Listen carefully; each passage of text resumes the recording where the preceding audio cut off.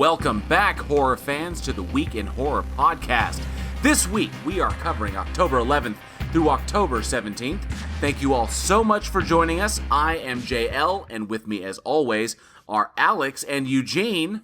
What is up, everybody? What's up? Oh man. So this has been an intense week. It's wild. So yeah, it's been intense for me at work because my boss is currently on vacation and I'm handling all stuff there. So I'm just swamped at work. But other craziness going on.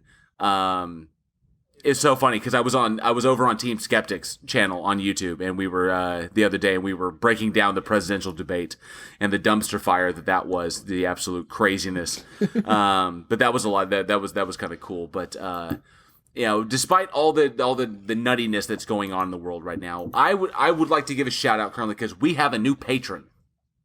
What? Yeah. So yes, we want to throw a big, huge shout out to our new patron, Mike Barrett. Thank you so much for supporting the channel. We really appreciate it, and we hope you dig all the cool stuff that you have unlocked by becoming a patron. So we really, really, really, really appreciate it. Welcome. Thank you, Mike. We could not do this without you. So yes, I hope you really enjoy some of the extra content. And if people are interested in becoming Patreon members, just go ahead and go to patreon.com/weekinhorror. We have a couple of tiers, including a $1 tier. And that way you can be just as cool as Mike Barrett. Dude, I want to be as cool as Mike Barrett. So do I. And you should too. I don't know why I just pointed at my microphone like the audience can see me. I have no idea. What's up, YouTube? That is awesome. So, speaking of our Patreon, so we recently, actually, we've had a bunch of changes because we were promising a whole bunch of really cool stuff to come down the pipe for season 2. And one of the biggest things we made some changes to Patreon. We have created a new place for our fans and our followers and our listeners to congregate, and we've done a whole bunch of cool stuff. So first and foremost, we want to throw it out there. We are now on Discord. We've been using Discord for a while to record the show, but we now have a community on Discord. So anybody who listens can come and join our Discord. If the links are available. So just hit that link and you can join our Discord server. We have an entire community area where we are planning on doing watch parties. If you are a content creator yourself, you can come in and you can shill your stuff in our shill channel. We have trivia games that we do, all kinds of cool stuff. And of course, a massive amount of horror fans that you can get together with and recommend movies and talk about movies and various stuff, or maybe just, talk shit about us. Who knows? No, fuck you. No, bring it on. Well, we do go for it. We do really try to interact with everybody. Yeah, we really do. So even the people who are like, well, JL loses points because of this or loses points with that, and you know who you are. That's for you, Jess. It rhymes with Jessica. He's killing me. But we also made some big changes to our Patreon. So we moved some things around a little bit. So for those not familiar with with our Patreon setup, what we have is we have a $1 tier, which is our Fanatic tier. We have our Slasher tier for $3 a month. We have our Possessed tier for $6. We have our Mastermind tier for $10, and we have our Undying tier, which we only have 5 of those for $25 a month. And they all have a bunch of cool stuff. But I felt that our $10 tier, our Mastermind tier, did not have enough with it to justify that. So I wanted to do a little bit more. So we moved some stuff around. So, and all of our patrons have been informed of this. So basically, for the $3 a month, for the $3 a month tier, for the Slasher tier, you still get access to the Bloodbath debates. Now, for the $1 tier, we actually added a bunch of things to that. So you get the shout out just like we shouted out Mike. You also get to submit questions to our special guests, which we announce at the top of every month of who's going to be on the show. You can submit questions to that person or about their movies or anything like that. You get access to our patron-only content, which we will have content coming out solely for our patrons, which will be available via patreon.com. And then, of course, you get access to our patron-only channel in our Discord. So that's everything you get for the $1 a month. For $1 a month, you get access to all of that. Now, on the Slasher tier, Come you get still your get... shit for $1. And with the Slasher tier, you still get early access to the Bloodbath debates. For the Possessed tier, you still get early access to the Bloodbath debates and the After Dark sessions, which we have with our special guests. But for the Mastermind tier, which is the big one, it was kind of like $10 a month. What can we do? So I finally decided we are giving away, at the top of every month, for anyone in that tier, we are giving away a free mystery horror movie every month. So it's very similar to what we do on our website on weekinhorror.net. If you add your email address to our mailing list, which, to be perfectly honest, we haven't really mailed anything out as of yet. We're still, putting that together. But if you put your email address on our mailing list, you get entered permanently into a chance to win a mystery horror shirt at the top of every month. We just did our October one. Those have been fantastic. People have really loved the shirts that we've been sending out. We have a really, really great deal with $6shirts.com. So they've been really, really helpful in helping us out with that. And for the $10 a month, we want to throw movies. Because we're all here because we love fucking movies. And I figured we would just fucking give DVDs away. So we're going to do that. And it's pretty much a DVD out of the massive collection that I have. So I will be throwing DVDs to our, and I say out of my collection, but I'm choosing the titles from my collection, but I'm buying them new. So you will be getting new DVDs straight, to whoever is in that $10 tier. So brand new horror DVDs, my choice. It's like your Spotify list for movies. I will send you for $10 a month. We'll give you JL's Spotify list of movies. And then, of course, with the $25 tier, we only have 5 of those available. With the $25 tier, you get an official Week in Horror t-shirt, and you get to be on the show at least once a month. So we will have you on the show as a special guest to come on. So we will have our normal special guests, our horror industry individuals, but we will bring patrons onto the show. That's why we only have 5 of those slots. And it will be as schedules permit. So, but we do have that available. And plus you get all the other cool stuff down below. You get the free movies every month. You get the early access to the Bloodbath. And you get, of course, our exclusive only patron content. You get access to all that. So all kinds of cool stuff. But we made some big changes to our Patreon. We want to make you guys aware of them. And I think... yes, that was the other thing. We have recently started watch parties on our Facebook page. So Week in Horror. So Facebook.com/Week in Horror. If you follow us there, we are doing Friday night watch parties all throughout October. Depending on how that goes, we will continue that on into November. This will be a regular thing that we do. And we will also be holding watch parties here on our Discord. So Discord watch parties in the theater channel. We will be doing that as soon as we get that set up, so we can broadcast those. So lots of cool shit. Cool by my opinion. Oh, welcome to season 2, motherfucker. We're bringing it. That's what we're doing. We're bringing it. To be perfectly honest, I don't mean to dog on anybody else, but I was looking at some other horror podcasts out there. Oh God, it sounds like you want to dog on somebody else. No, and there are some good ones out there. Like Last House on the Left is absolutely fantastic. There was one, Let's Not Meet, is really good. Dude, that's great. I love that podcast. Yeah, there's some good stuff. There's some good stuff out there. But I was looking at a lot of them out there, and just the vast majority of them, they don't offer a lot on Patreon. There is some other content or some bonus stuff that you can bring them on, some behind the scenes things. But we're here because we love horror movies, and I don't want to call us experts, but we know what our stuff, what we're talking about. We know a thing or two because we've seen a thing or two. Yeah. And I wanted to share that love. So I wanted to give movies away because, this is all about movies. So why not give away movies? And there'll be mystery movies. So there'll be movies that I choose. Wait, so hold on. It's a mystery pick or it's like a mystery genre? No, it's all horror. It's going to be horror. Of course it is. But, I'm giving you shit. But it's going to be a mystery pick out of the selection.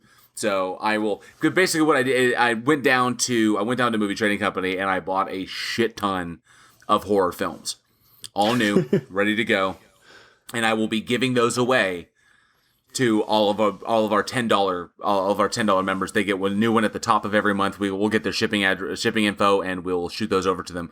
So it's pretty cool. I think it's really neat. And, hopefully some people will dig that to kind of get free movies every month. So that'll be a lot of fun.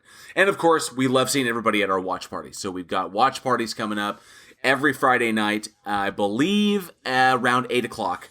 every Friday night on our Facebook page, and we will eventually be also doing them on the theater channel in our Discord. So we hope to see you in our Discord channel. Shoot us a message. Interact with us there. It's really, really neat. Alex is lonely. He's on there, and he's just like, why won't anybody talk to me? Get out of here. All by myself. Makes me super self-conscious. Hell no. This is great. I see all these people in the Discord. They're not saying anything to me. Hi, guys. I probably have my fucking microphone muted because that's something that happened today. So definitely to all of our listeners, we really appreciate you guys checking us out and giving us a listen. We love you guys for it. And of course, these are tough times. These are hard times that we are going through right now. This whole COVID-19 situation has got everybody just all twisted up. So if you can't financially support the show, do not worry about it. It's not a concern to us. Just you listening, you checking us out every week means the world to us, and that alone helps us out. That is a major help to us, big time.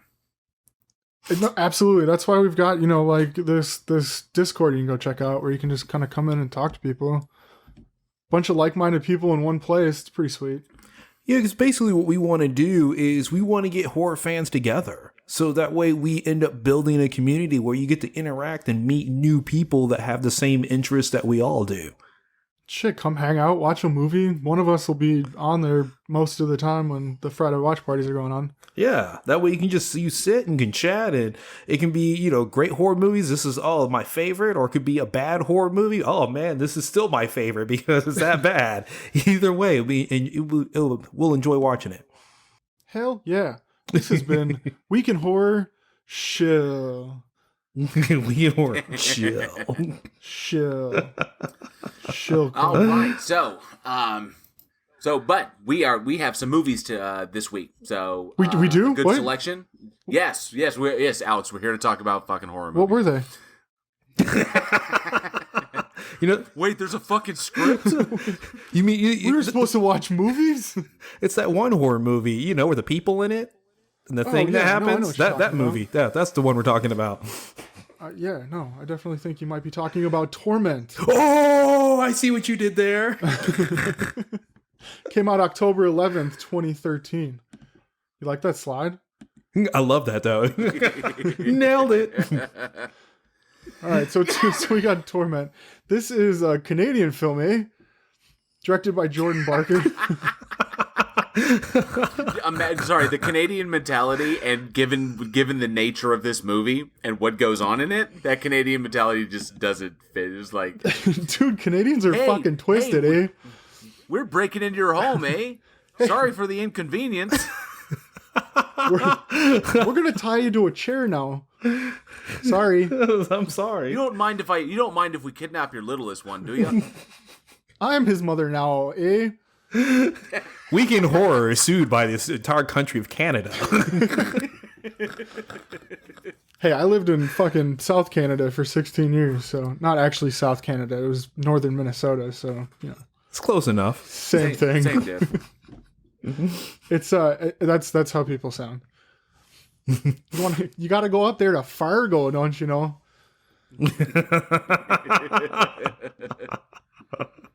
Anyways, Torment.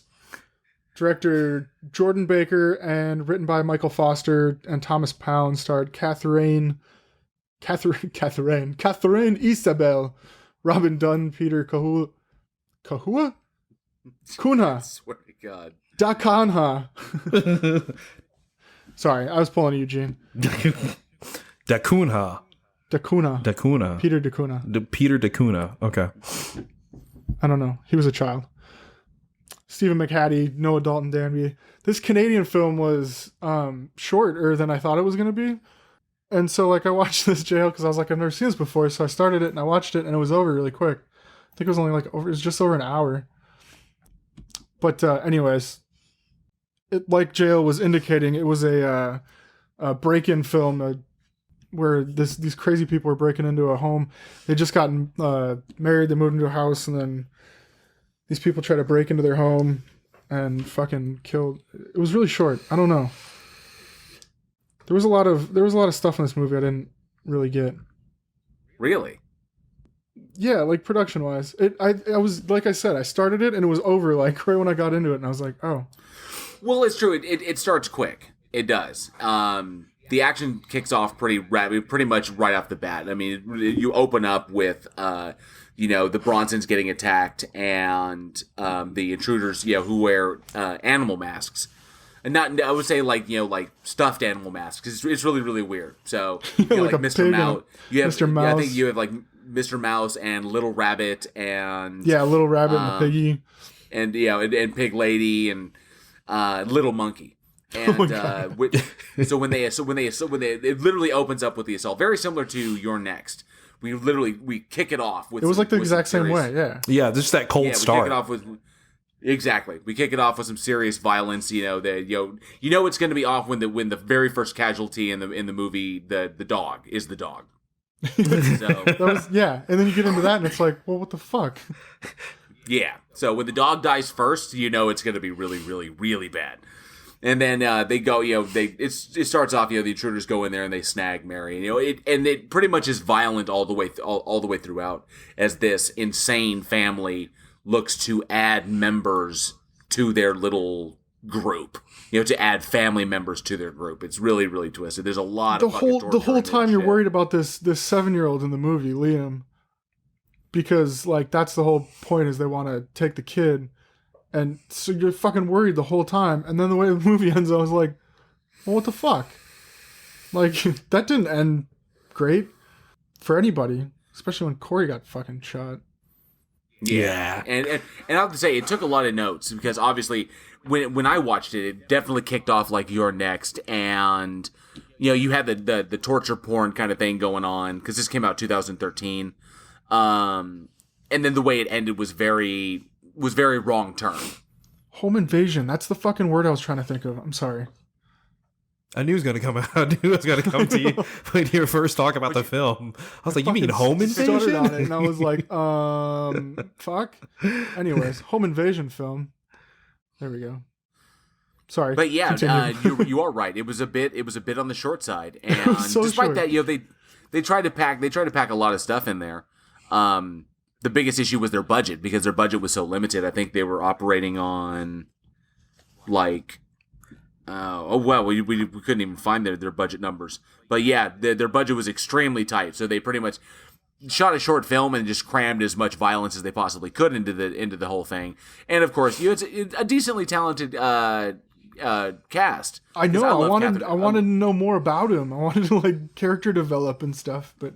Yeah, there wasn't a whole ton of really well, that's one of the things that when you're shooting on such a short budget, you do run into a number of issues. You can't spend a whole lot of time on exposition, so your script has got to be super, super lean. And typically, they'll bring in the studio will bring in people to really trim the fat off the script, and you make it lean and mean, and just get to where we're going from point A to point B. So we don't get a lot of exposition regarding the family. We don't get a lot of exposition regarding the crazy people, why they wear the animal masks. And like that, just we know that crazy people are attacking normal families to try and steal them and add them to their little collective by brainwashing them and fucking them up. Now, of course, the special effects were really, really decent, but there were some technical issues putting this thing together, which I think may have hurt it a little bit. Yeah, so you had a couple of technical issues. One of the biggest issues that this film had was with lighting. And so for people who have never worked on a set or anything like that, when you shoot even something like a horror movie, like a dark horror movie, you actually light it where you can see everything in the frame, and then in post-production, you darken it back down. There's a whole math and science behind it and all this other kind of stuff. And so that way you get a nice, crisp, like dark image, because if you shoot it when it's black, you'll actually start getting some grain and all sorts of kind of stuff that the camera's trying to figure out on it.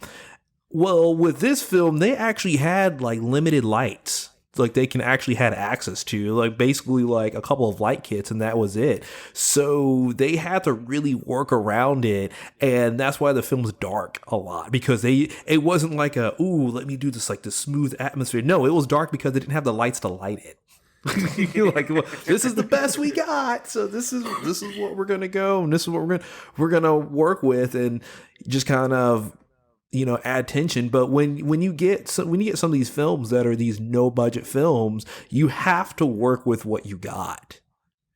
I mean, you do, and that's why every word on a page costs money. So you got to keep it short. You got to keep it lean. I think it was close to 80 minutes. Just to finish it, because they could have added a couple more, say 3 more scenes on it, and then be like, oh well, we don't have the budget for those 3 scenes, so you just try to keep it as lean as possible just to finish it. Yeah, when you're definitely trimming it, exposition is often the first thing to go, because as long as we're getting to the action, we know what kind of movie we're making. So, but you're right about lighting. I ran into that issue with the first episode of the web series I was trying to do. I was trying to do a true crime version of Dante's Inferno, and I got the first episode shot, and I got it in the can. It's actually on YouTube. You can see it there. It's absolutely terrible. Because one of the biggest issues, there were 2 major issues, and I talk about this a great deal nowadays, because I've learned a lot since I shot that, because that was like almost a decade ago that I shot this. When I was still green, I was still learning a lot of stuff, and actually I think it was more than 10 years, but yeah, lighting and sound, very, very, very important, and we had issues on both of those, because we were trying to shoot. We didn't have access to a whole ton of lights. We made the grand mistake of shooting at night, just because there were certain effects that you can get, especially because we had a driving scene where I actually was in the back of my wife's hatchback, and we had the back flipped up, and I was shooting the car, behind us. The actors were in the car behind us. So we actually had these live shots. Very, very dangerous. Don't recommend doing it, because I was basically hanging out of the back of the car with a fucking Canon XL2 and trying to keep it steady and shoot this car driving through where the fuck were we? We were off of the tollway, the shops at Legacy. So, but it was a lot of fun. That actually looked really cool, because there's so many lights from all the little shops and restaurants, and they played off of the car, which is really cool. So we got some really cool shots that way. But we tried to shoot in the dark, and I'd made the mistake of trying to shoot at night for the atmosphere when I should have shot during the day, and then just made it night in post. And then, of course, sound was a major, major issue, and we just didn't have the sound equipment that we needed. It was a little too ambitious for the equipment that we had access to. So I learned those lessons. Those were hard lessons to learn. And like I said, I've always said that light and sound can make or break your production. And with this one, with Torment, director Jordan Barker, I could see where they were running into difficulties, but I think he made some smart decisions. So this is a person who knows how to squeeze out what he can get. Unfortunately, there's only so much you can do. You can be smart with your camera and be smart with the lighting that you have, but there was a lot lost. So you could tell that there were some areas in the movie where they attempted to do as much as they could to illuminate. Just by you can bounce light and you can illuminate a scene, but it will never work as well as having full lighting, having a full lighting setup, especially in that big ass house, at night. It's really, really difficult. So you can see where they have the problems. They got really, really smart about it, but there's just so much you can do. So yeah, unfortunately, the film does come off quite dark. Not as dark as, say, that one battle in Game of Thrones where you couldn't see shit, but I imagined a really awesome battle off the sounds. Yes, it sounded fantastic, but yeah, that was awful. And there were some scenes in the barn that were pretty cool, but there was a lot of shadowing, and it kind of created tension. But when you can't really see what's going on, aside from some sparse moments, especially shooting when they shot during when they shot during the day, and using natural lighting to kind of fill it up. In Canada, the lighting's a little bit different there than, say, it is shooting here in Texas. It's much, much different. So they were able to use that ambient light to create a kind of moody, atmospheric environment. But yeah, the nighttime just really kind of kicks you in the teeth when you don't have the equipment to put it together. But applaud them. We applaud them, but they got it in the can. Yeah, so, absolutely. Maybe there's a lot of stuff you can't see, but it's still kind of fun. And of course, Catherine Isabel, we love her. We love her in everything she does. Catherine Isabel. She's amazing. I've loved her. I've loved her since Ginger Snaps. Yes, that's the only place that I knew her from. that was it. No, Freddy versus Jason. I didn't even put that together. Yeah, You're right. Yeah, she's afraid of. She's been in a ton of stuff. She was. And I'll give her this: she was really good in Hannibal The as TV show? as Mason Verger's sister. See, Man, I feel like an asshole because I just didn't remember her in any of these.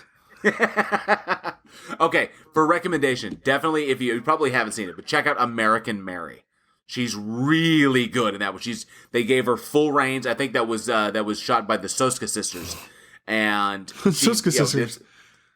It's a very bloody, very violent, brutal little film about body modification and underground plastic surgery stuff, and really, really gruesome stuff. And she was amazing in that little one. But the one thing that this kind of put me off. There's a classic horror trope, especially in home invasions. So we see it in The Strangers. We see it even in some supernatural films like Paranormal Activity, where the action is going on within the home. And there's the trope of no safe place. And it pretty much, it's where your movie runs the gamut where no matter where your protagonists go, nothing is safe. Nowhere is safe for them to go. And, because you're trying to ramp up the kind of like, the terror of your bad guys. Your bad guys are so good, or they're so well planned or so well organized that no place the protagonist can go is ever safe. They'll hide somewhere, but they've already scoped that out, and the bad guy's usually waiting for them. We see that a lot in The Strangers, especially in the sequel, Pray at Night. That someone will go and hide somewhere, and they're already for some reason they're already there waiting for them. It's crazy shit like that. Mm-hmm. But for some reason, maybe I've seen too many. But the whole the no safe place trope, I think maybe it's wearing a little bit on me because it felt tired in this movie.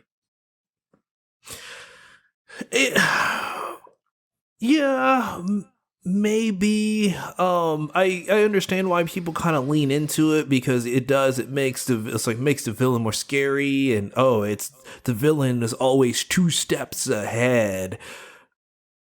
But it's the same way the villain's always 2 steps ahead. It's like, I think there are other ways that you can go about showing that the villain is as smart as they are. Without necessarily doing that. It does reinforce the writing trope of the only way out is through.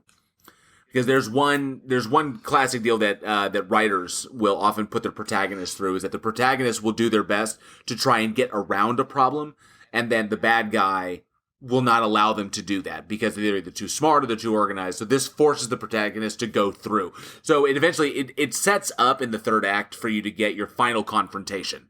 Your big, where Sydney takes on Ghostface. Because no matter what she does, she can't avoid what's going on. She can't get away from it. She can't escape it. So she's got to go through the bad guy to get, to escape and be safe again.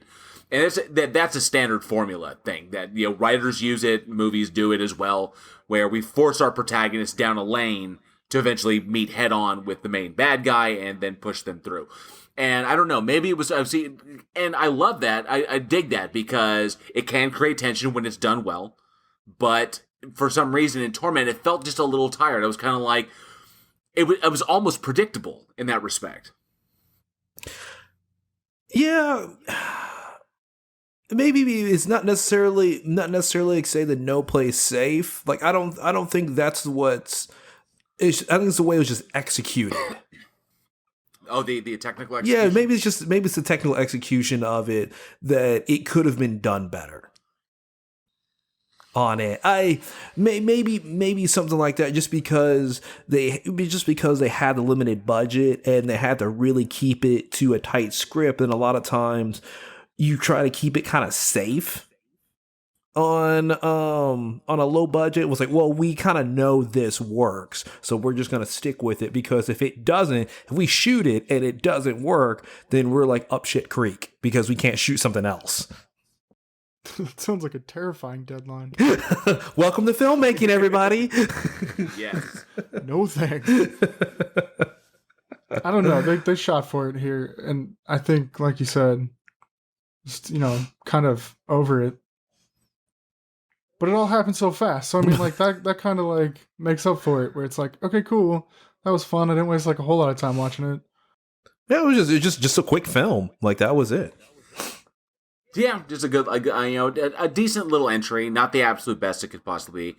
Not terrible. I've definitely, all of us have seen absolutely worse films, especially from lower budgeted production houses. Any of the mockbusters and stuff like that. But it was a decent little entry, and for those who really really dig, bad guys, cutting up and torturing your protagonists, shit like that, your people in masks being really really scary. It definitely, I think this came on the heels of The Strangers, correct? I think The Strangers came out in 09. I believe 08 or 09. Yeah, it was 2008. 2008, okay. So yeah, and then 10 years later they finally got the sequel going. It was because that came out in 2018. So yeah, so this definitely was, the Strangers was excellent, was really well done, because not only was it well shot, it was very creepy. These were regular people, nothing supernatural about it. Kind of the horrors of the world in sharp relief, but I thought it was very well acted. I thought Liv Tyler and Scott Speedman were really really good in that, and of course the very creepy baby doll and sack face, and they were just ugh. That movie gave me chills. Yeah, that this one. Uh-huh. Yeah, and to see that movie, when we talk about lower budget films, one of the biggest things that I love the saying that Christopher Nolan said when he was talking about his first feature, The Following, is you hide your budget. And The Strangers is a low budget film or lower budget film, but it doesn't feel like a lower budget film. No, it felt very very well done. Very very sharp. Clean for what it was. Yeah, it's like they executed everything well that they needed to execute, despite the costs or limitations that they had. And so you have to, for upcoming filmmakers, you have to be careful not to reveal that budget. You never want the audience to see something in your film and go, they couldn't afford to do that. They tried the best they can, but they couldn't afford. No, you just want them to sell the story, and then your audience gets lost in it. Yeah. And people are going to look it up, but the budget on The Strangers was $9 million. $9 million is nothing. Yeah. By comparison. So they did really well for $9 million. Yes, considering what they did to the house, what they did to the car, the effects, and all of the angles, and everything that went into that. Even though it was, because $9 million can get eaten up really fast under production. You got, even though you look at that, The Strangers it was basically a 2-location shoot. You had them before they got to the house, which was probably a few days of shooting, because that was really simple. And then you had the house. But then you've got camera setups all over the house. You've got to light the house a particular way. You've got stuff going on outside the house. All of that takes time. And yeah, you can eat through $9 million in a heartbeat.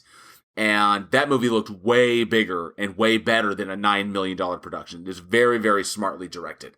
And, and also ensuring that you're well planned. I always talk about planning, ensuring that you're going in knowing full well what you need.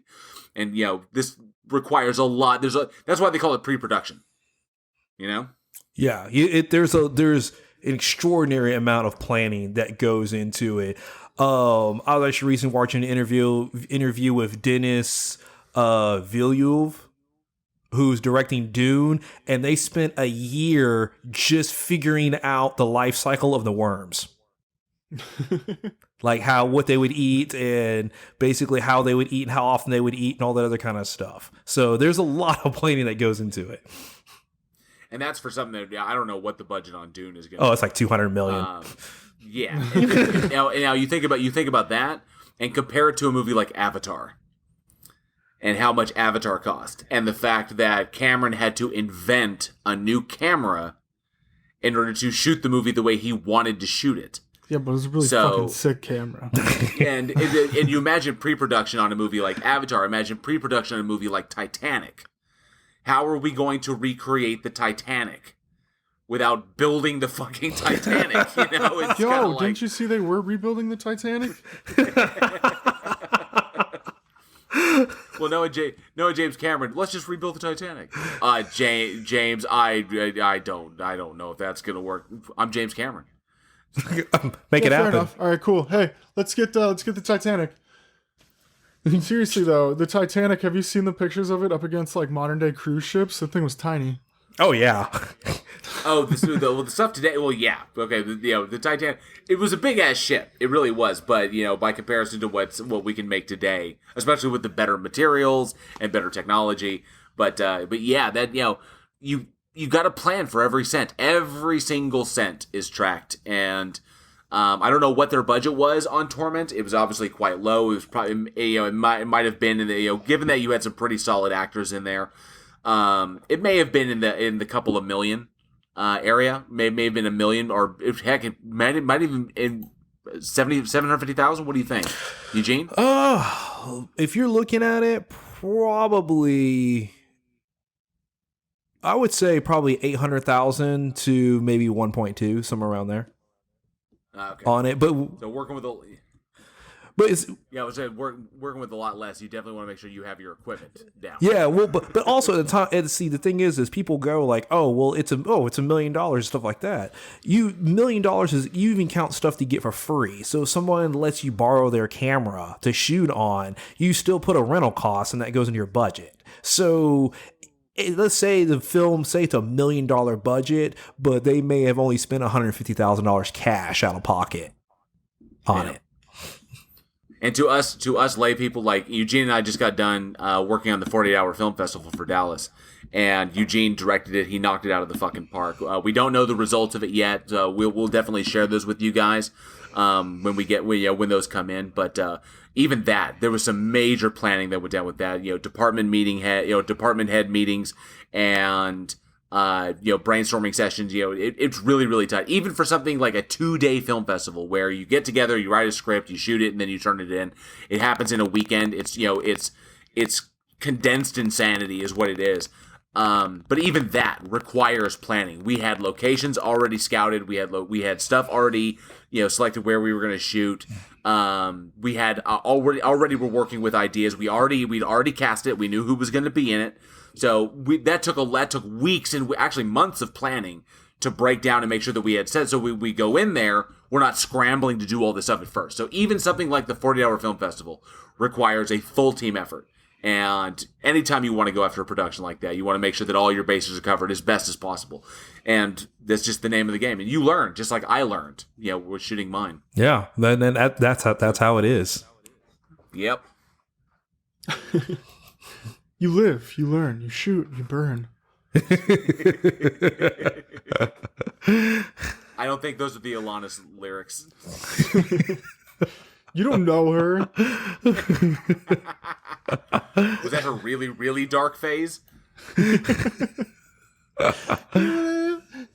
Okay, before I start singing. Anyways, back to this movie that we've been talking about for a while that was super short. I think we've talked as long as the movie was.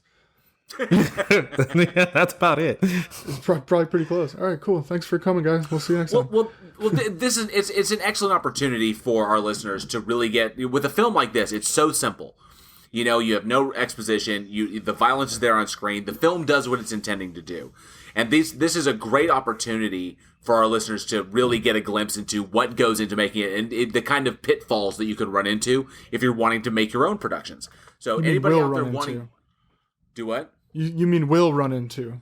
Well, yeah, you try to shore up as much risk as possible. There will always be things that happen when you're on the night, but in this case, Torment, for all of the things that worked, it works really well as a learning experience. That it's one of those ones I would recommend people watch, especially if someone who wants to direct horror, to have them watch it and say, "Oh, I could do this better. Don't make this mistake, or don't make sure that I allocate enough of my budget to cover this, so I don't run into these same problems." Or it's all in planning.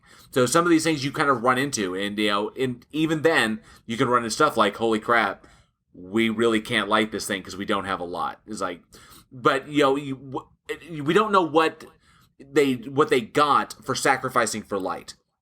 They could have, because if your actors are terrible, then it's going to look bad. It's going to be really bad anyway. So if you sacrifice lighting to get like Catherine Isabel in your movie, that's up to the director. That's up to the studio. Do we want to make that choice? And those are some of the hard choices you have to make as a director. Where do we sacrifice to get things that could make it potentially much better? That's true. There's a lot of give and take, and being able to have to make that work, because you're right, because it could have been like, well, we can't get that extra grip truck, but we get Catherine Isabel.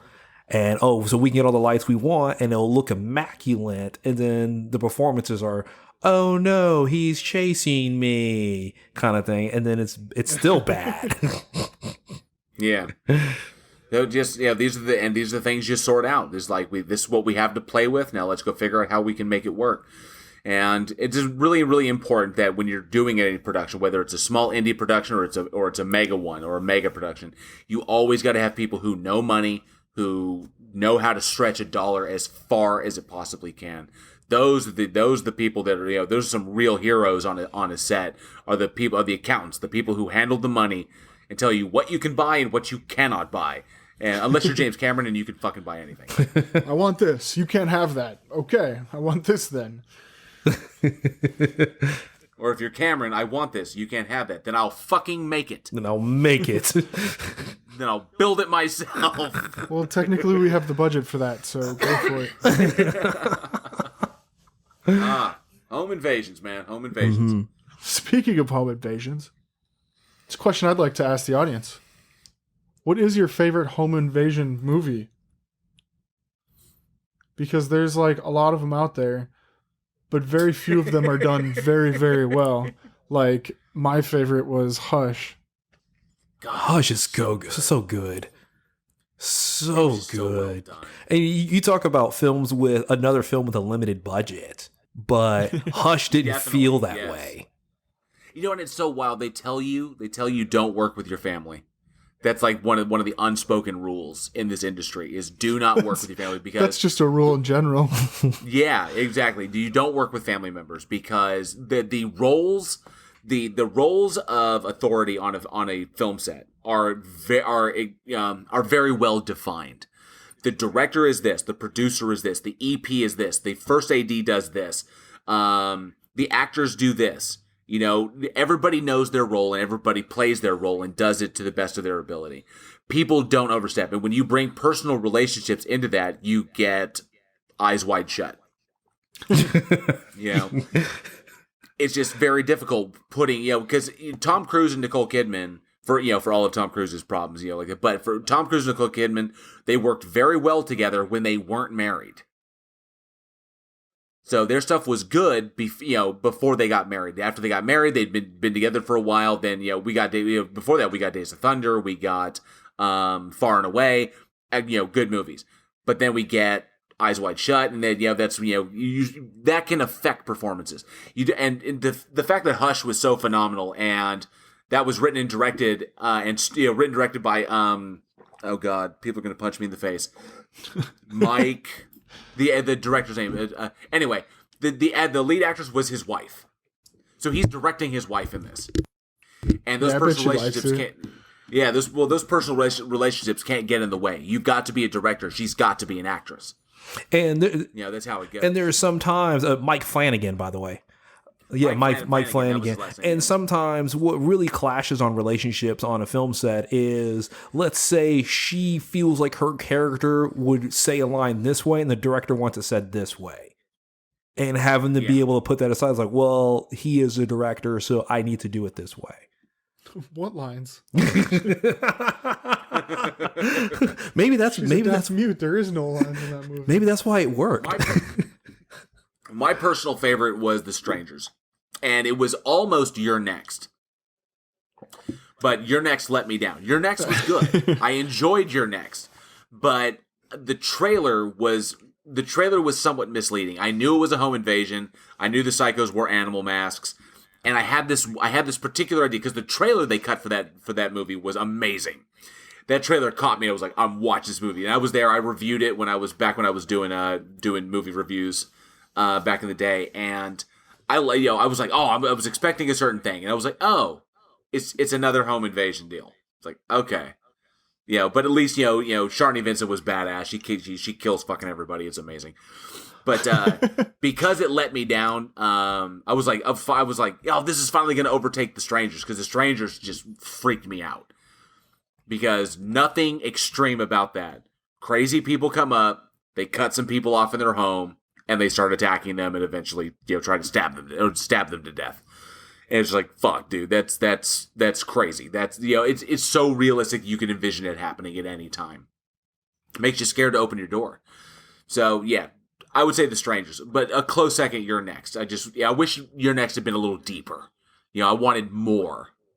The animals hunting the humans. I wanted some more psychological shit to that, not a an inherited scheme plot. Yeah, I would have to go with The Strangers also. I mean, that's one of like the perfect horror films and just in pure execution. And you get so caught up in just the ending of The Strangers. I mean, it's heartbreaking. And with a movie that has, I think it has like maybe 4 deaths in the entire movie. It's not that many. One of them an accidental gunshot.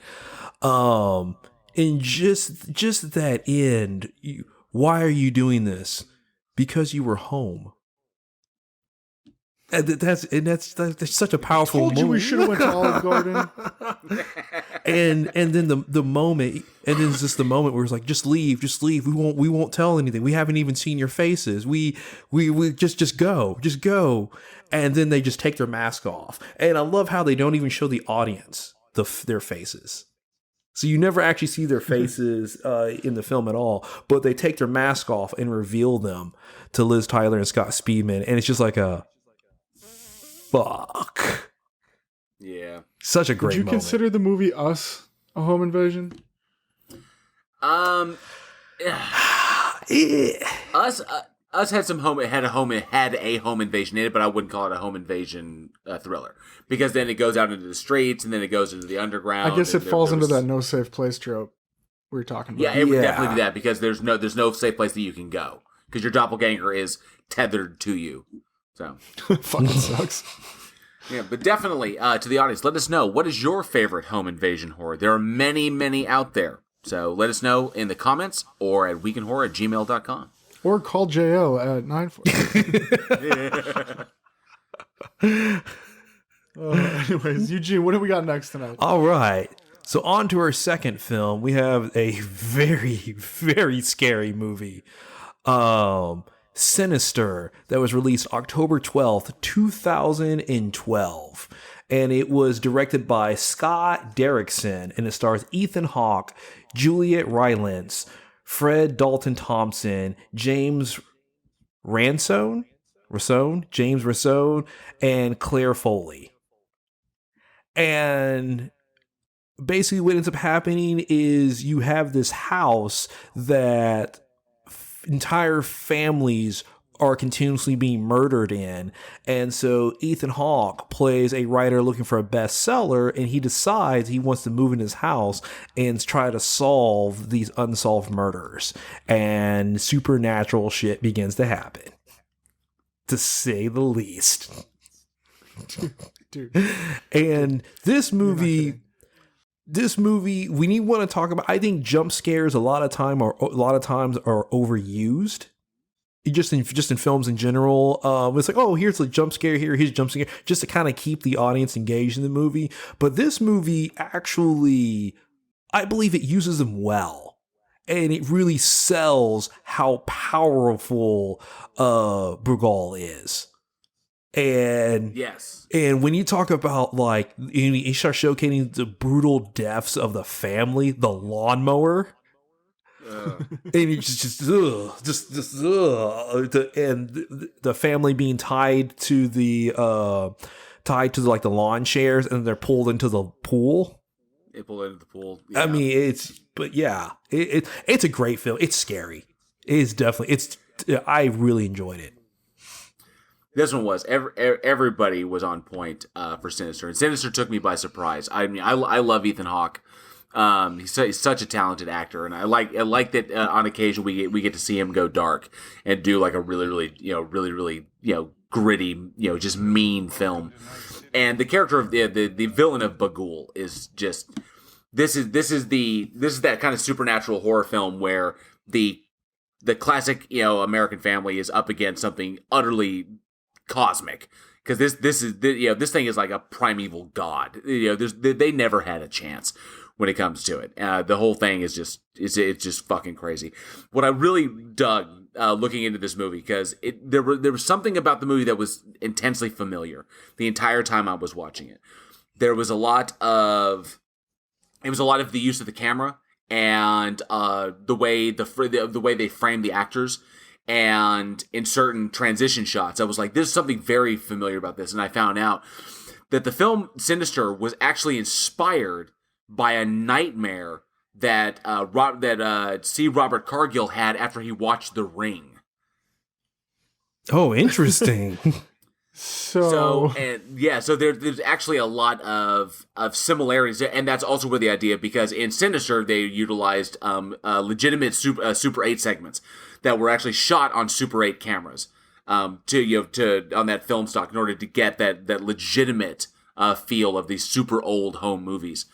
And The Ring played a lot with that as well, with the VHS tapes. You had a particular grain that looked to it. You wanted to look authentically VHS.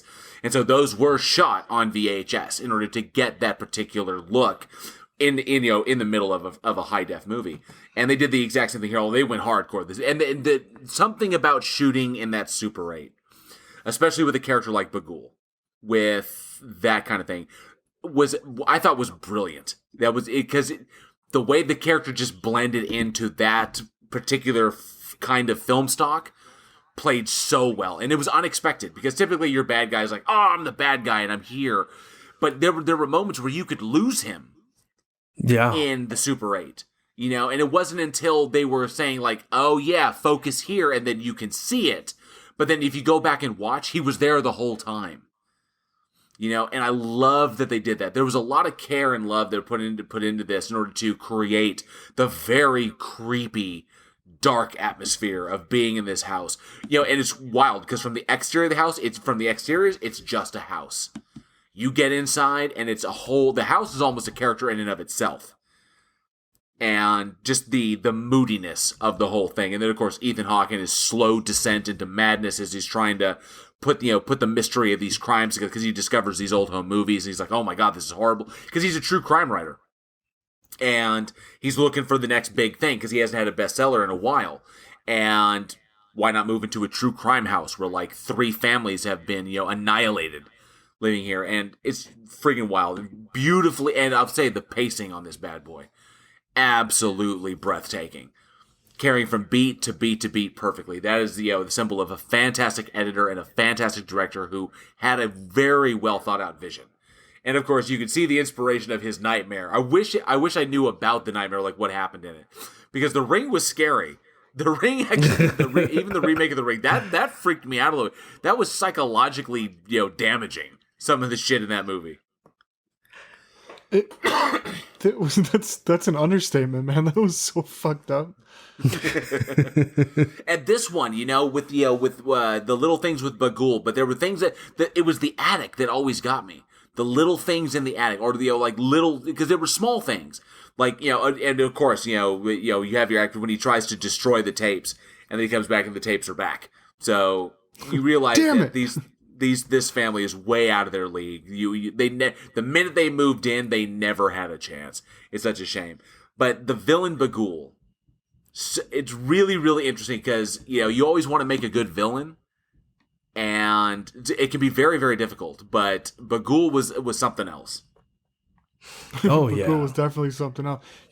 So that was the whole thing. Was he was scary? It wasn't like it was like legitimately scary. You're watching this movie. Oh, this is a movie. Holy fuck! That actually like made my insides not feel good.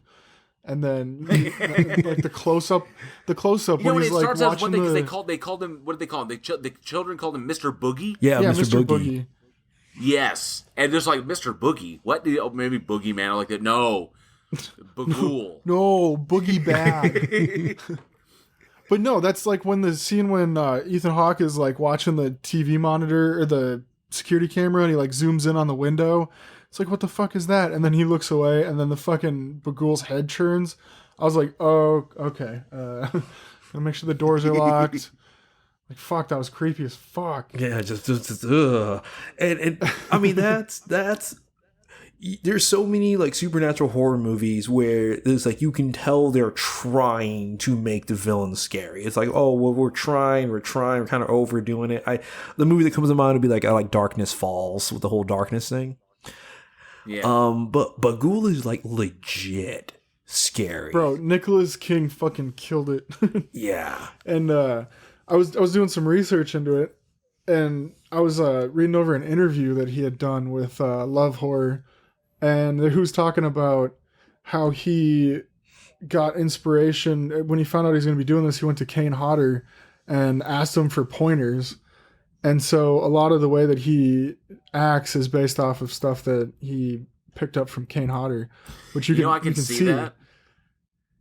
Yeah, I mean, just by like even like the way that he stands, the way that he like drops his head kind of when he's just standing there looking at you, and then it's like, oh wait a second, that's definitely like a Kane Hodder move. I can see that now.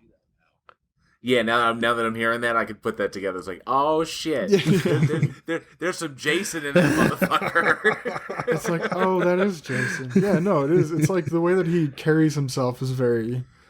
Well, Kane Hodder is brilliant as far as when it comes to physical emoting. Is that, like I said, I've always said, I'll always say that Kane Hodder gave Jason his voice. And that just in conveying that emotion via his physicality, because he's such a huge guy, but he's such a mastery over, how his body moves, how he breathes, how his shoulders sit, in order to convey something across the board. It's really, really, I love the work that he's done, especially with Hatchet and so on and so forth. But that's wild. I also heard that, originally, I think initially the idea was like for Mr. Boogie was like a sinister Willy Wonka, like seducing kids and drawing them in, to lure them into their doom. And it was like this, and that's why I think there's still a little elements in there, but then they definitely went. I think he went black metal. With there were a couple of bands that he took inspiration from. I think there was like Ulver and Aghast. Oh yeah, and he looks a lot like what's his fuck from Slipknot. Yeah. The face is very Slipknotish. Yeah. I never even put the two together. He looks a lot like I can't remember his fucking Corey Taylor. I don't think that's Corey that has that mask. No, I know which one you're talking about. It's not. I'm sorry, it's not Corey Taylor. It's the lead guitarist from Slipknot. It looks like the same mask. Yeah, he's very similar. I want to have to hang on. Let me go. Oh, it was Mick Thompson's mask. Yeah, Mick Thompson. Okay, that makes sense. Apparently, that was a store-bought hockey mask that he altered into a black leather gimp mask. Yeah, well, sometimes you just gotta get a little kinky with it. You just gotta play with it a little bit. That's it. I thought it was, it was, and that was the one thing that was really good about it, is that the design of the villain was very simple. They didn't have to go to extremes, because, as for the way they shot it, especially in the Super 8 stuff, this is a being that just needs to be there. Whether it's close to you or far away, it doesn't matter. It's still equally, but it's probably even scarier when it's far away, because then it disappears. You don't know where it's going to be next. But it reminds me of that scene in It when it's standing like across the little river thing. Yeah, like that. Mm-hmm. Sorry. And I dug that, and it's funny that you bring that up, because Bagul and It will be facing off in a future bloodbath debate. That'll be a fun one. For sure. But I love the simplicity of it. A simple villain is really, really good. Villains are typically they have a very specific vision for the way their villain looks, and sometimes your villains can be way over the top. There's too much going on with them, and it can be a little bit chaotic. And I love the simplicity here, the simple dress, the face, and the sparing you. They didn't overuse him, because his presence is always there. You feel this, for lack of a better term, you feel this sinister presence throughout the movie, but only sparingly glimpse the pagan god that you're dealing with. So I loved it. Very, very well balanced. You're right, because it was just the right amount of times you see him, because every time you see a villain, he gets less and less scary. And because you learn more and more about the villain every time you see them, and so obviously the more you know, the less scary it becomes. And I think they use the right amount. They showed him just enough that you can tell he's there, and they keep a lot of it mystery, like quick flashes and stuff where you see him in the bushes real quick. When he turns his head in the monitor, it's perfect. I like the way, and even the jump scare at the very end where he pops his head out kind of thing, just to get you that one last time. Just like, oh man, really? I thought I was done. And I mean, a little off Bagul, but the backwards bent kid. Oh yeah, out of the box. Fucking box. Fuck that.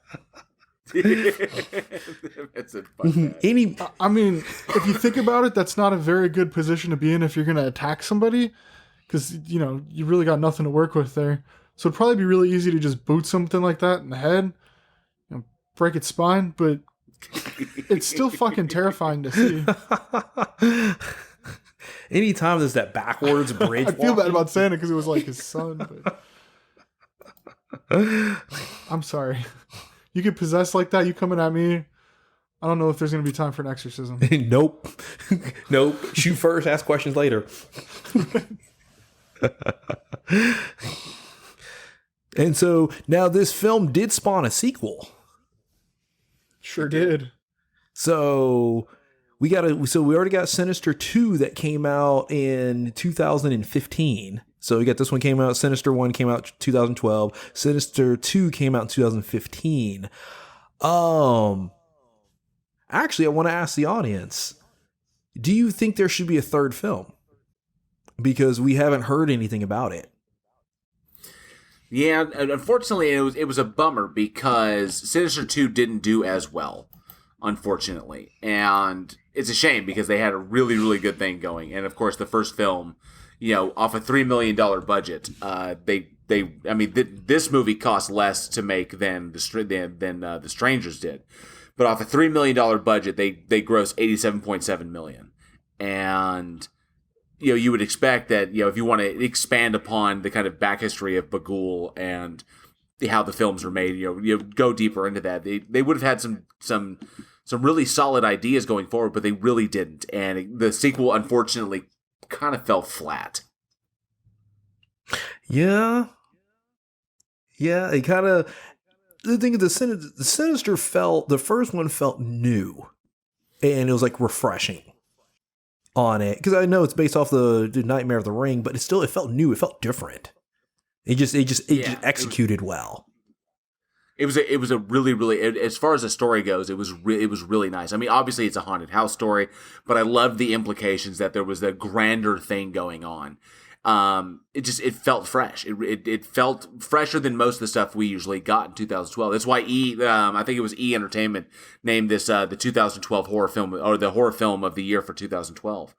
Unfortunately, I guess they just relied too much on what worked before. There wasn't enough new stuff in Sinister 2. So unfortunately, the lackluster performance of the sequel may result in us not getting a third film. I would love to see a Sinister 3. Maybe do a prequel, or possibly go into how you could kill this thing. I don't know, but unfortunately we may not get one. But I for one would love to see a third one to complete the arc. Same here. I'd like to see a third one. I mean, if a third one comes out, I'm definitely going to watch it. So, but yeah, I want to ask the audience, let us know, how would you feel about a third Sinister movie? So email us at weekendhorror@gmail.com. And if you're watching this on YouTube, then just comment below. So it's like you've done this before. it's like I've done this once or twice, maybe once. All right. Well, JL, what do we got next? Yes. Oh, so we have a Juggernaut. The Juggernaut. I make that joke because we were talking about the Juggernaut bitch earlier. But yes, Paranormal Activity, released October 14th, 2007. Directed, written, produced by, edited by Oren. I believe this is Oren Peli. I could be wrong. I believe it's Oren Peli. And starring Katie Featherston and Micah Sloat. So one of the big juggernaut productions from Blumhouse Productions, the original Paranormal Activity, little indie feature that followed a couple as they deal with a supposed haunting in their home, and they set up cameras in order to catch the activity and try to figure out what's going on and how they could possibly stop it, and things descend into absolute fucking chaos. All, recorded by home video camera and home security cameras. I don't think, after the success of the Blair Witch Project, and the fact that this came out in 2007, and I think that is almost a decade removed from the Blair Witch Project, I don't think anybody expected Paranormal Activity to do what it did. To become what it became. Did you know the budget on this was $15,000? $15,000. I've had that much money in my bank account before. It's wild because Blair Witch Project, I think the budget on that was like $60,000. Yeah, I think about 60, something like that. You think it was like $60,000 on the Blair Witch Project, really cheap market. So just to break it down real quick, the budget on Blair Witch Project was $60,000, and it cumulatively grossed worldwide $248,639,099. So like, yeah, it did good, but Paranormal Activity was $15,000 budgeted, and it grossed $193,355,800. So like, not too far off of what the Blair Witch did, but with like way less money, like $45,000 less. So, it's interesting because the post-production budget on this was $215,000. Really? So that may be a point of contention on who got the bigger score. Was it Blair Witch Project with their $60,000 feature film, and it goes on to gross like almost $250 million? $250 million fucking dollars. Could you imagine just being like, all right, I'm going to take this gamble. I'm going to spend $15,000. Go for it. Sweet. For 3 actors running in the woods with handheld cameras. Here, I'll go in. We'll all go in. $10,000. We can get this thing made. And now they're like, look at my fucking Maserati. And you see, you think about that. You think of it. It's weird because, here, have these handheld cameras. Pack up like you're going to go camping. You're going after the Blair Witch.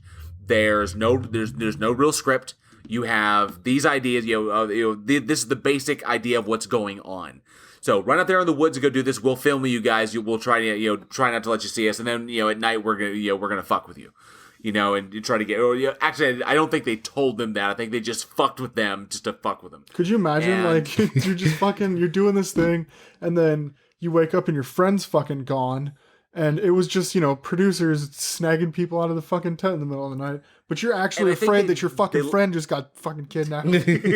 And I think they left them notes. They left them notes for them to find that would describe what was going on that day in order to get the most real reactions. But yeah, there's no real script to speak of. Everything was pretty much improv. They were talking about, here's your subject. Now we're shooting a scene. Go talk about it or something like that. I think that's where you get lines where I think Heather in that was at one point they were kind of filming in the hotel room, and Heather's like, "Does anybody have any weed?" So we smoking or not? It was great, but I mean, I think there's a point of contention as to which one was bigger, because a lot of post-production work went into making Paranormal, as good as it was. But they did the same thing with no script and allowing the actors to pretty much improv all the scenes. Given each scene had a kind of a subject or kind of like maybe a few details, and then they got to pretty much create it themselves. It's a technique that it's not known. Oh yeah, so it's, and I just want to not used a lot. Yeah, I want to drop in real quick. I'm curious, budget wise, it says $215,000. I wonder if that's actually out of pocket or if that's in kind, because it could have had $215,000 worth of post production, but that may not be what they paid out of pocket. Well, I think, okay, so the story behind it is that the film was shot for $15,000, and then it was acquired by Paramount Pictures, who modified it with a new and gave it a new ending, and then Paramount dumped another $215,000 into. Oh, okay then. Okay. Okay, so but it was still shot on 15. But still shot on 15. But so Yeah. But I just want to, Which is incredible because the second movie was then $3 million budgeted. So it's like, So yeah, and then it went out there. The film earned 108 million at the box office and a further 85 million internationally for 193 million total. Then Paramount picked up the rights for $350,000. So it is apparently they say it's the most profitable film ever made based on return on investment, based on the ROI. yeah, but you got to think about it. It also spun off, 5 other films. 6, I think. I think there was the Ghost Dimension came out in 2015. yeah. And there's a seventh one that's currently in development, which will come out in 2021. Oh, sorry, no, it was delayed 2022. Oh, that's dumb.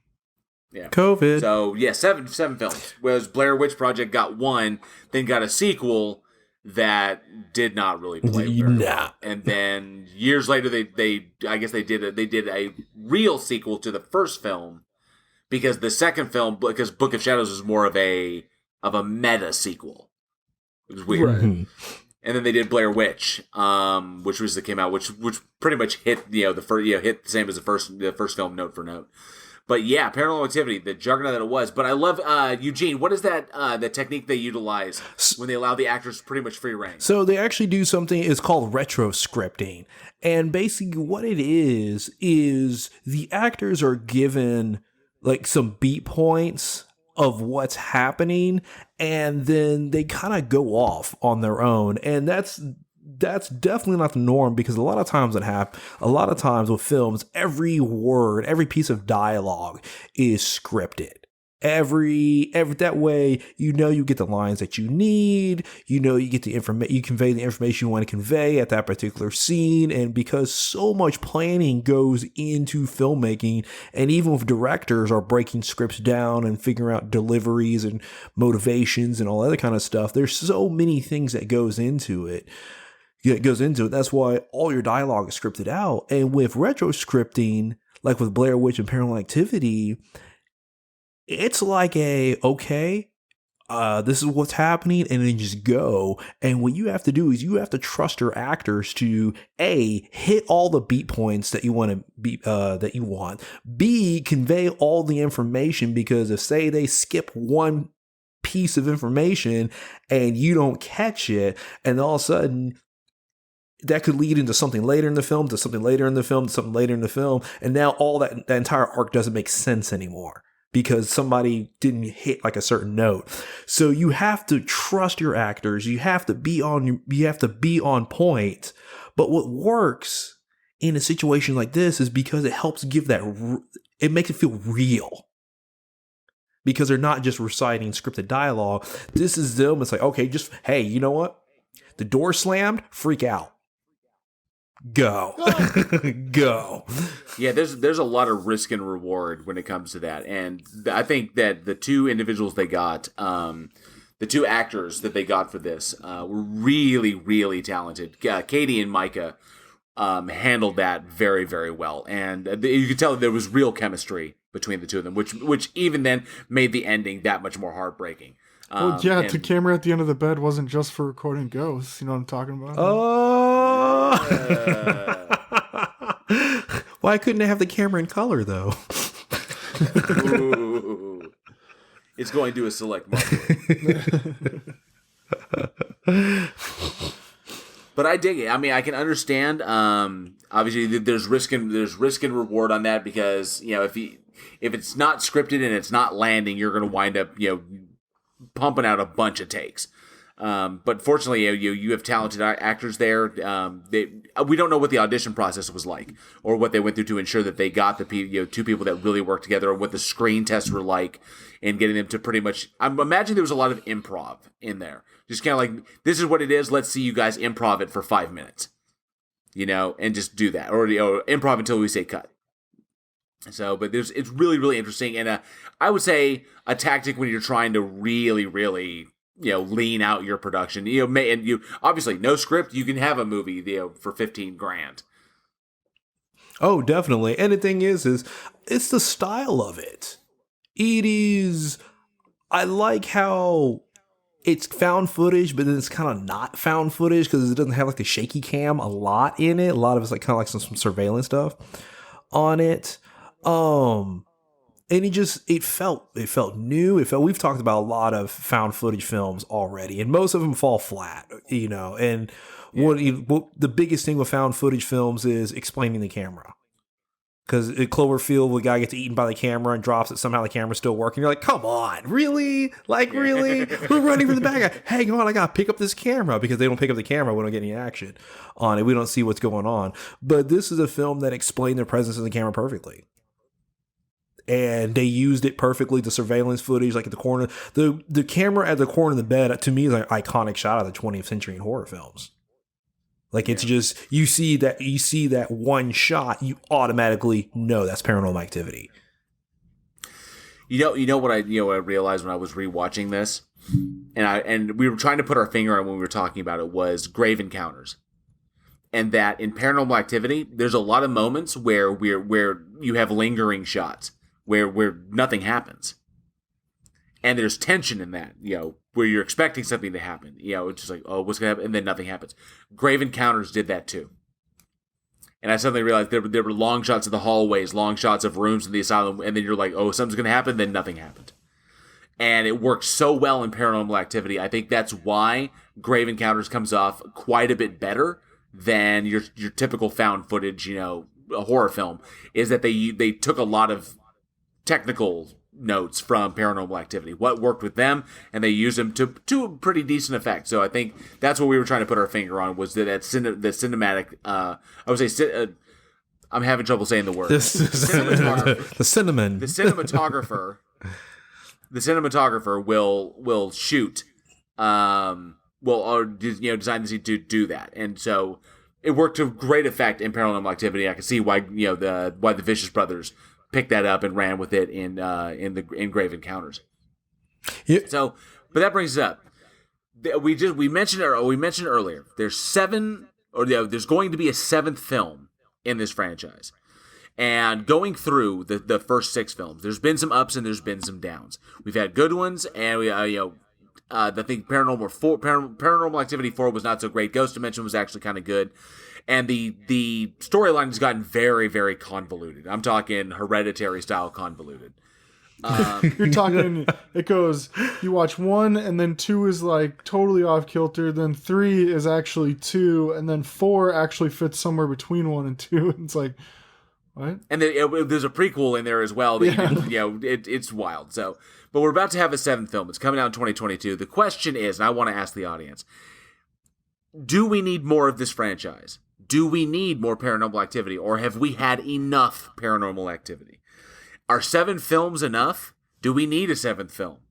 Honestly, it's been going on so long, and they've tried to play with the trope of the cameras in the house picking stuff up, but I think there's only so far you can take this, and the movies keep making money because people keep jumping out of their seats when those scares come on screen. So they're Hollywood's going to milk it as far as they can.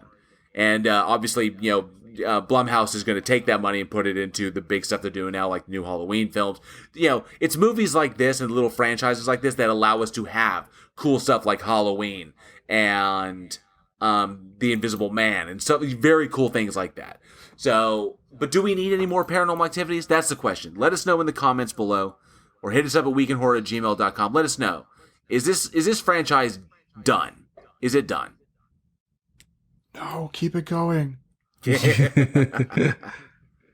still gotta go rewatch every single movie and try to figure out the fucking story. Then by the time I do that, then the new one will be out. This is true.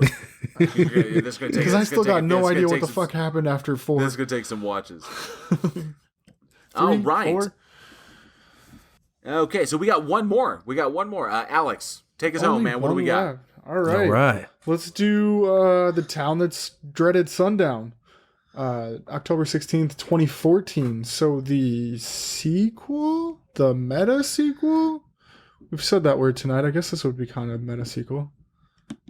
No? Yeah, I guess. Meta. Yeah, I'd say it's a meta sequel.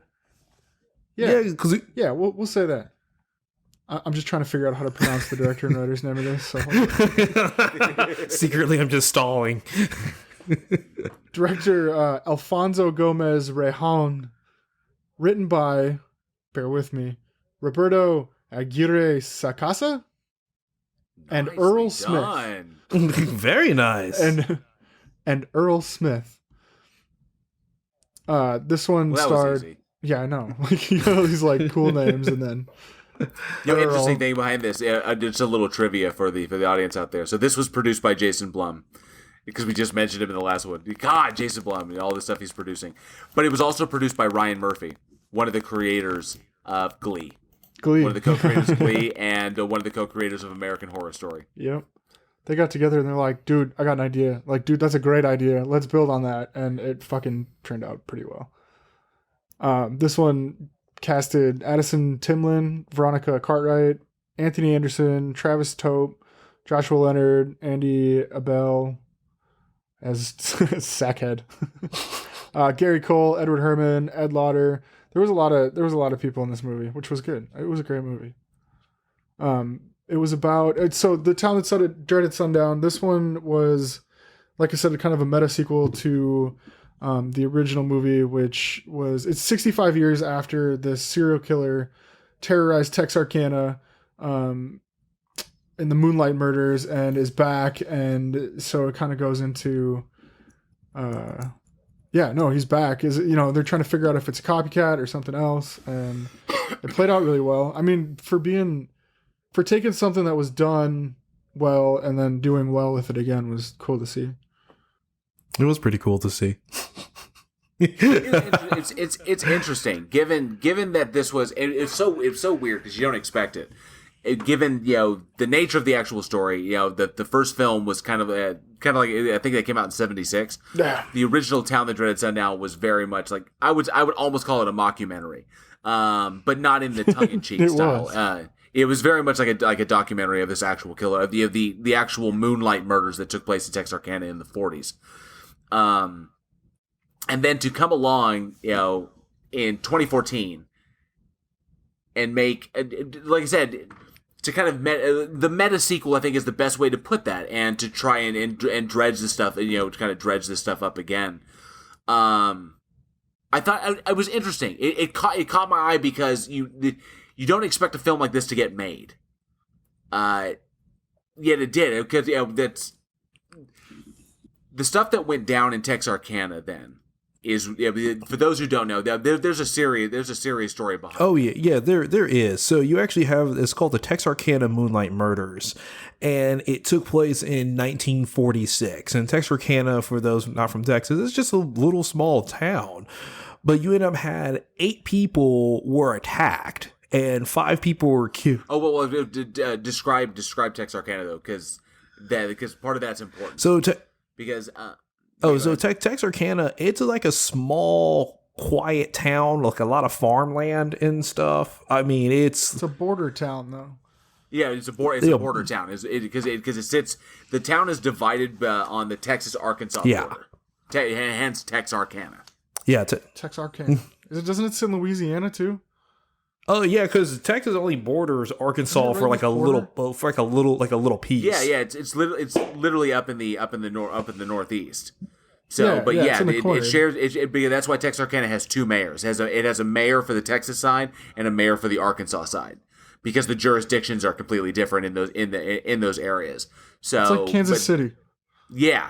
I think Kansas City is Missouri and Missouri and Nebraska. No. Or is the other side Missouri? Oh, sorry. No, it's St. Louis and I'm sorry. Fuck. Kansas City. It's Kansas City, Missouri. Kansas City, Kansas. Kansas City, Missouri. That's it. It's Missouri and Kansas. I was sorry. Where is Kansas City? It's in Missouri. Where else is Kansas City? Yeah, Kansas. Yeah, my bad. But yeah, it shares that border there. But Texarkana is very similar, and but part of it that there was a lot of difficulty in when this killer was operating there. Yeah, usually because of the jurisdictional nightmare. Because at the time in the 40s, surrounding Texarkana was pretty much swamp. You go up past the railroad tracks, and it's no man's land. There's nothing out there for anybody. Nobody lives out there. It's mostly a lake. Yeah, it's like Lake Texarkana. It's like nothing out there. And at the time, I think it was still before like the FBI. So there wasn't like a national agency that was like investigating crimes and stuff like that. So a lot of times murders happen, you jump a border to another state, and then investigations got real tricky at that point. It goes away. Yeah, I think the Texas Rangers got involved in this. yeah, and that's the thing, because Texas Rangers with their jurisdiction in Texas. But yeah, the Texas Rangers did get involved. So basically, what you had is you have Hold on, you just skimmed over that. And for those of you that don't know, the Texas Rangers are as badass as people fucking say they are. Yes. Yeah. It's not even I lived in Denton when I first moved to Texas, and I guess this might have even been more recently than when I lived there. But some dude was like running around downtown Denton with a hatchet, like swinging at people and busting car windows out and shit. The Texas Rangers showed up. And it didn't go well for that guy. It did not. The Texas Rangers are badass, and actually, it took former Texas Rangers to finally slay Bonnie and Clyde. Like it took that level of a Texas Ranger that was retired, and he's like, "Listen here, guys. There's a way to fucking do this that's just gonna take care of all your problems. Grab some fucking Tommy guns and come." Yeah, he's like, "Listen, Bonnie and Clyde already killed 2 cops." So there's not going to be a Miranda rights. They're going to drive by in their car and we're going to open fire with fully automatic weapons. That's just it. That's the wild thing about the Texas Rangers, that there have been bad guys, and I'm talking legitimate like criminals who've been out there on the run, and when they found out that the Texas Rangers were after them, they gave themselves up. Yeah, because they all watched Walker. Yeah, so technically the Texas Rangers are the detective division of the Texas Department of Public Safety. So you have they're basically the state cops, and the Rangers are the detective division of that. They have jurisdiction all over the state. They can go anywhere within the boundaries of Texas, and they're really, really badass. They're the ones that wear the cowboy hats, and they have the image of the Old West. But their reputation is phenomenal. I mean, it's legendary across the entire state and in surrounding states. The Texas Rangers, they're after you. They're going to get you. And the Phantom, who was the killer in Texarkana in 46, was one of the very few, I think maybe a handful of individuals who have escaped justice when the Texas Rangers got on the case. And I think that was Miguel Gonzalez. Was it Gonzalez? Yeah, it was Miguel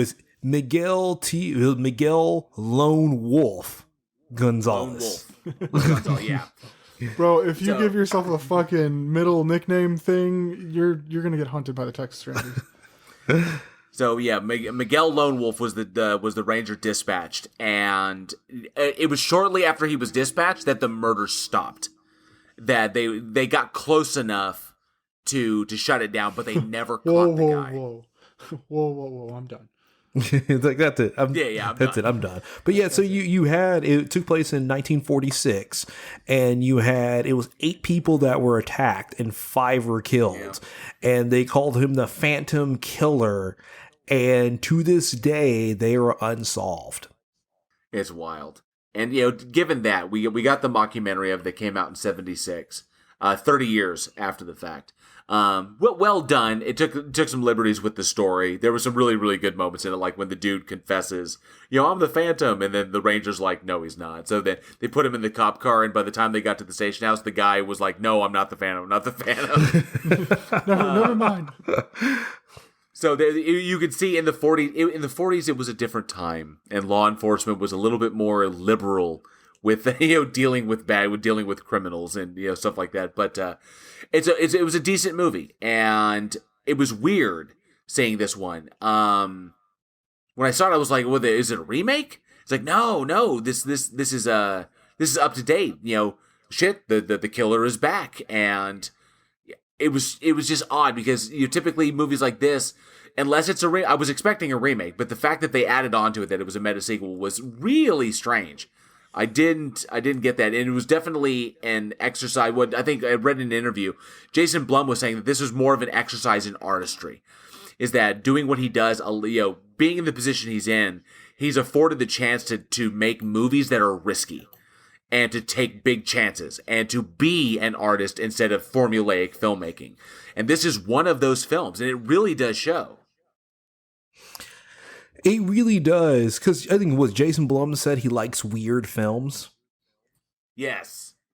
And when we talk about in terms of with films, you make the film that makes money, and then once you're able to make money, you're able to make the films you want to make. And even though we have so many films that are under the Blumhouse name, Jason Blum himself is just at the top, reads a script, approves it, writes a check, and then he just watches it when it's done.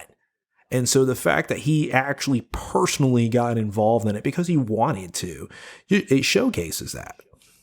It's cool because Ryan Murphy was actually the one that found the movie and brought it to Jason Blum and was like, let's do this one. And Jason Blum was like, all right, he really wanted to work with Ryan Murphy because he respected him and was like, I like your creative thinking, and was like, all right, let's do it. But yeah, so it was Ryan Murphy's really idea. He pitched it to Jason Blum, and Jason Blum's like, can I work with you on it?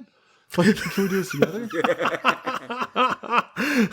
Can you imagine Jason Blum getting excited? Like, can I work on it? Can I please? Please?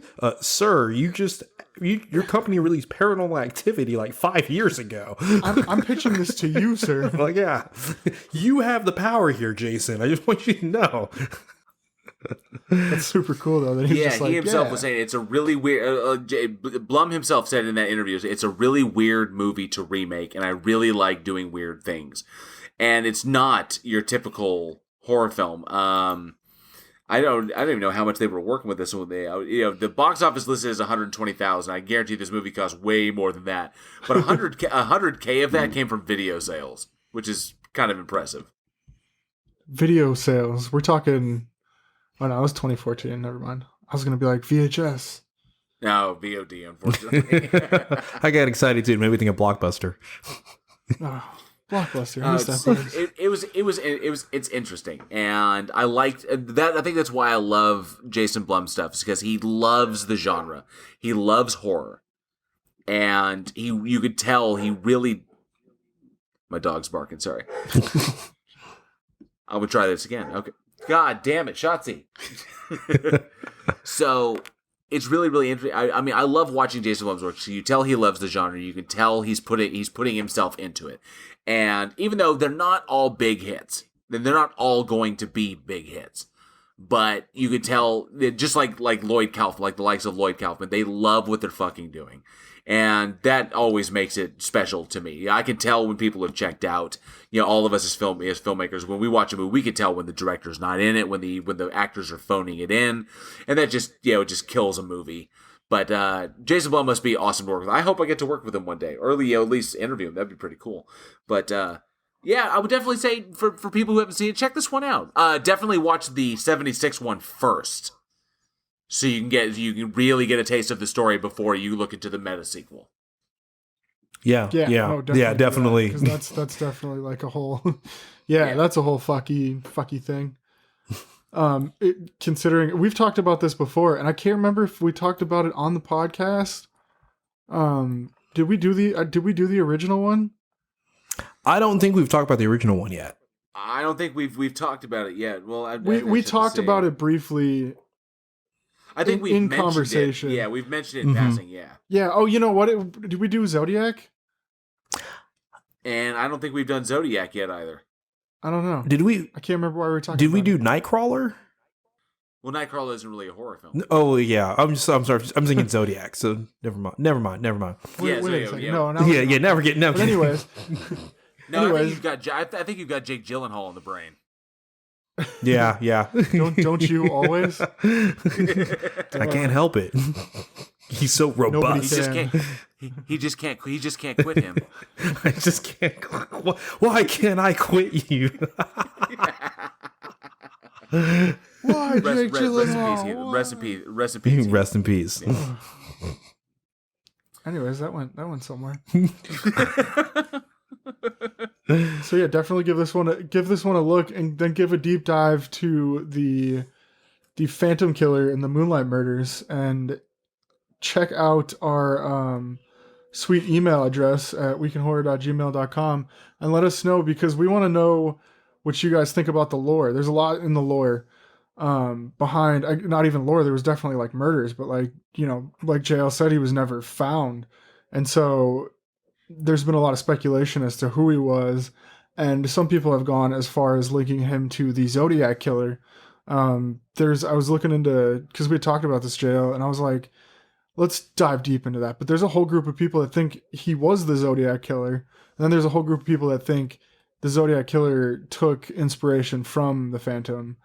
And they're very different types of people. There's a whole lot behind this that was never solved. And that's one thing that people are so interested in the true crime world, at least, about, is like that it was never figured out who it was. Yeah, I side on the inspiration thing, because by the time the Zodiac hit the Bay Area, there was plenty of information out there about the Moonlight murders, and he obviously, if he was going to do this, people are drawn, people of dark natures are drawn to things like that, and he definitely would have been aware of that. Given that it was 30 years later, when the Zodiac hit, 30 years after this. But if you look at the ages, first, you look at the similarity in the two killers: mask over the head, killing couples in lovers' lanes, or couples when they're alone together. Who he was targeting, it wasn't like Son of Sam, or where it was just basically walking up and shooting people. He got personal. Also the Phantom Killer, he got really personal with his victims. Zodiac did the same thing. The question is that and the reason it lines up, if the Phantom Killer, because it's 1946, he could have just gotten out of World War II. So the profile does say that he could potentially have military training. So he gets out, fresh out of World War II, comes back to Texarkana. Maybe he's a crazy person, I don't know. Begins his murder cycle, because he was actually timing it to the lunar cycles, and that was important. So his kills were tied to the lunar cycle. And then, say he's in his late 20s. Lunar cycle, Moonlight murders. Yeah. Say the killer is in his mid to late 20s. He gets away after the Texas Rangers get involved. He takes off. He leaves town. He eventually winds up in California. And 30 years later, he begins again. Zodiac. Also, with the Zodiac being an astrological reference there, still ties his thing to a particular calendar or a particular schedule as to how he kills his victims. Very similar, gets personal with his victims, wore a mask. There was never really a description of the Phantom, but there was a description of who the Zodiac was, because he was briefly seen by a cop, because he was in the area of one of the homicides. So, and at that time he could have been, if it was 30 years later, he would have been in his late 50s. You keep yourself in shape, and if you are ex-military, just like they suspect Zodiac was ex-military, there's a possibility that they could have been the same. And he just took 30 years to hone his craft, got away with another string of murders, and then moved on and did who knows. But I was actually curious about that. It's like, do we have any true crime fans that listen to the show that they do they think the Zodiac and the Phantom are linked? Is there a link there? Did the Phantom inspire the Zodiac? Did he take inspiration from the killer and the descriptions of the killer, and he just kind of made it his own? Or could they have been the same person? Who knows? Or are you in the group of people that knows that we're right and thinks that Ted Cruz is the Zodiac killer? Dun dun dun.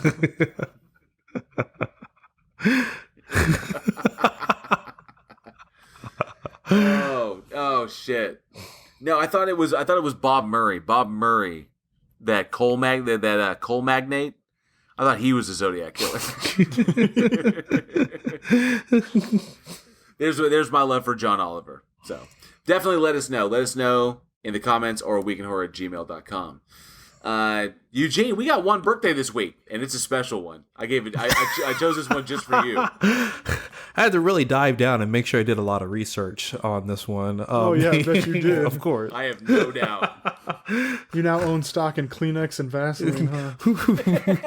Well, the stock is going to go up, but so we'd like to wish a happy birthday to Erin Brown, aka Misty Monday, who she was born October 16th, 1979. And she is an actress that has been in around 88 different movies, movies such as Oh, here we go. see movies such as coming out soon, Midnight Massacre, The Strip Club Massacre, Holocaust Cannibal, and then a couple of other more adult style films such as The Vibrating Maid, The Erotic Survivor, and The Seduction of Cyber Come Jane. on. Oh, you still haven't named her best one yet. Was it The Vampire Strangler? Oh, okay. That's her most hardcore one. Dude, Dick Shark. Oh, Dick Shark. Yes, Dick Shark. Forgot Dick Shark. Yes, the lovable and delectable Misty Monday, who also goes by Sadie Lane in a couple of her productions. Definitely a legend of B softcore porn B softcore films. I wouldn't say pornography because she did work with she was on Cinemax for a bit. She did work there, pretty much doing softcore pornography. Her most hardcore role was in Vampire Strangler, which came out in 1999. I think she was dating the director at that time. It was William Hellfire. But since then, she's pretty much done. This has been her career. And the fun in this is naming her movies. So it's like Playmate of the Apes, Spider Babe, Lord of the G-Strings, Lustful Addiction, An Erotic Vampire in Paris, Duck, The Carbine High Massacre. And that is a B movie inspired by Columbine. Yeah, that's terrible. Extreme stuff. Yes, and I think there's so many good ones. I think she was in I think Mummy Raider, Bite Me, Shakorama, The Screaming Dead. These are the kind of movies that Misty has done. And a highlight I can say, if you want to catch it, some of these movies are very difficult to find, but she was in an episode of Masters of Horror. Mm-hmm. Good, keeps her relevant. We're not just talking about a porn star. But one of the things, and the reason we want to go ahead and talk about her is because you have those horror sexploitation films, and that's a part of horror. And these films have actors and actresses, and just because they decided to do the sexploitative side of horror doesn't mean they're any less. There's still contribution to that. And so that's why we want to go and wish her a happy birthday, because she's just as much a part of horror as a lot of the other actors and actresses and directors that we've talked about. Absolutely. So yeah, like we said, I mean, her being involved in the Masters of Horror. She also did an episode of CSI. Jail went silent. I think he's watching some videos. She's such a cutie. She's such a I knew you were watching her videos. I'm trying to make like this justifiable point here. It's just like, sorry, I got caught up on. I hope she corner over here. I hope one day she does get to break through. She gets she could be perfectly happy doing this particular subgenre of horror films that she's in. But I do hope she gets to. She is a talented little actress. She's really good across from Angela Bettis in Sick Girl, which is a part of the Masters of Horror series. She has done a few pieces out there. I mean, Dying God was actually pretty good. The Rage. She got a pretty major role. She needs to get I hope she gets more roles where she can really sink her teeth into them. Instead of stuff like like lingerie on Cinemax. That's not really the big stuff. You pretty much go there for the TNA. And Misty is more than TNA. She really is. She does have talent. She can act. I hope to, but if you find your niche and you can run with it, man, fucking run with it. Especially, with the set that she's got. Damn. Demonetized. But demonetized. Yes. But I'll watch Splatter Beach again. It's fun, and you can tell she's having fun in the work that she does. But we wanted to wish a big, big happy birthday to. She's the same age as me, you know that, guys? It's pretty I cool. didn't know that. Oh damn! Yeah, Alex, she's old as fuck, just like I am. No, Hey, no. I was gonna touch it. You didn't have to jump in. She's was a old as build-up. I am, but she looks half the age, so she looks half my age. I was a junior in high school when Paranormal Activity came out. God. I was already in the military. Hey, they were trying to recruit me. You made a good call. It wasn't me. They Here's one I didn't haven't take seen. me. I haven't seen an erotic werewolf in London. I'm gonna have to check that one out. Jail's like, awesome, thanks. We'll see you next week. And I gotta go. Like, it's like, well, I gotta go. All right, but yes, we Anyways. wanted to wish a big, huge happy birthday to Aaron Brown, aka Misty Monday, legend, B-movie or B-horror legend, Misty Monday. Happy birthday, Aaron. We love you. Happy birthday, Aaron. All right, well, that closes up another episode of Week in Horror. We want to thank all of our listeners for checking us out. We really appreciate it. All the support that you give us, we love you so much for it. We could not do this show without you. If you want to check out more, check out weekinhorror.net. We have so much on our website. We have links to our online store. We have links to all of our episodes. And you can enter in your email address, get on our mailing list for a chance to win a mystery horror shirt every single month. We do that. Throw that out to you. You never know what you're going to get, but we've had no complaints yet. Thank God. As always, feedback, comments, questions. We love them.